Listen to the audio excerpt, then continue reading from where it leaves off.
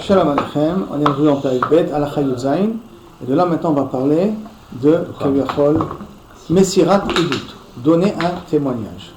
Est-ce que j'ai le droit de donner un témoignage ou je suis obligé de donner un témoignage? Zman Messirat Edut, le Fnei Bedin, donc je mène un témoignage devant le tribunal. Alors l'Igarem Klima la Adam, chez l'autre qui je témoigne contre lui, il va avoir honte. Que moi je lui dis que c'est un voleur. Adavar Moutar, c'est le droit, il venait chez Zoï Achlama les toilettes, parce que je lui ai fait honte dans un but constructif, parce que le mec c'est un voleur. Il faut quand même remplir les conditions qu'on a dit avant. L'efficace. Si on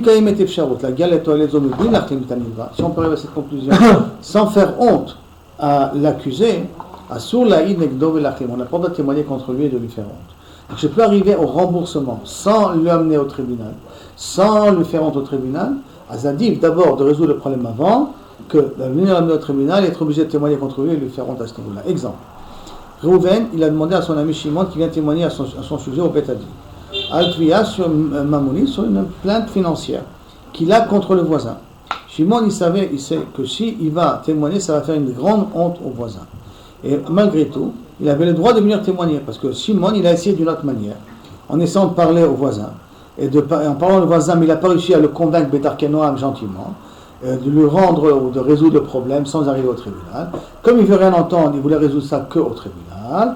C'est pour ça que dans un cas pareil, j'ai le droit de témoigner. Mais si je peux résoudre le problème sans arriver au tribunal, alors il faut le résoudre en dehors pour ne pas faire honte à la personne au tribunal. Donc, Asur Laïd Negdo, Mishum Shima. Si on n'a pas le droit de témoigner contre lui, si on le déteste.